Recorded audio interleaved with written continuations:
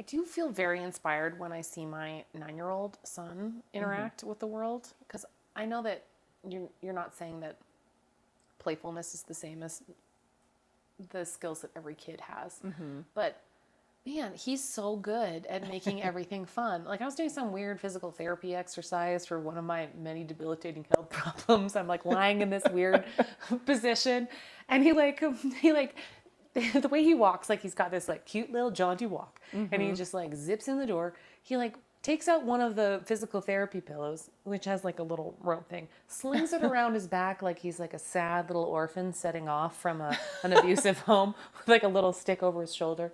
And he's like, what's our next adventure?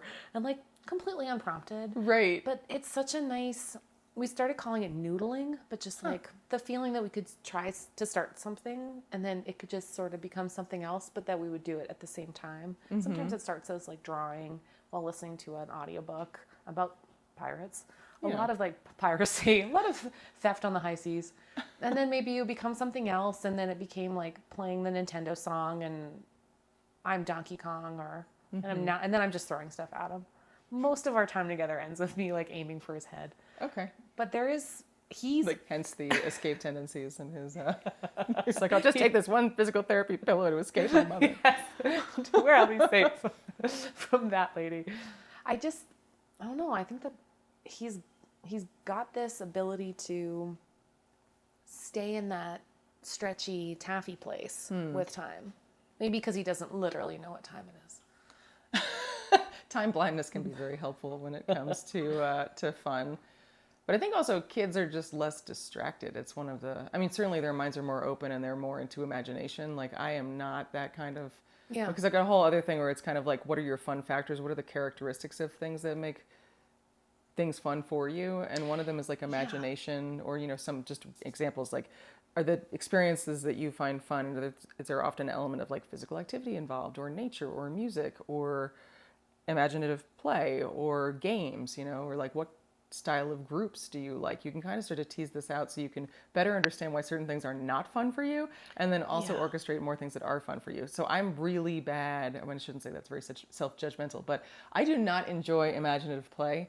Like I would appreciate your son doing that, but then the next step where I'm supposed to then be my, be a monkey. Be a monkey. You're like, my I don't God. want to be a monkey. Oh, please don't make me be a monkey. You're not going to like the second part of this podcast.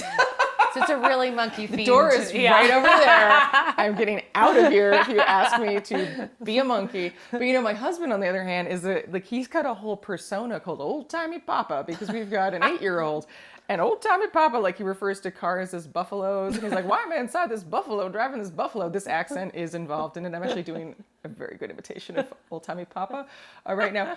And our daughter's friends, like, they know about Old Timey Papa. Like, they request Old Timey Papa. And then I tried to play along just this week. Well, my daughter's friend goes, no, you just act normal.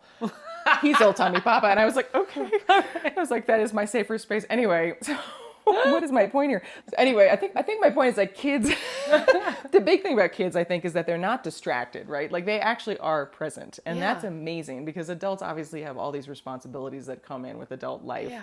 But we also do have all of the distractions on our phones. And I think we can do a lot to minimize those. Yeah. But they're present. Like they're in flow. They're able to drop into it so much more easily than we are. So you can definitely use that as an invitation to be like, okay, like maybe maybe I'm not going to be old-timey mama, but like, can I put the phone in the other room and be present with whatever my daughter is doing now and kind of follow her lead? So I think there's a lot to be learned from kids, but I do want to stress that being playful doesn't necessarily mean being, quote, childlike or childish, because that's where I think a lot of adults, including myself, are like, oh, thank you. Yeah.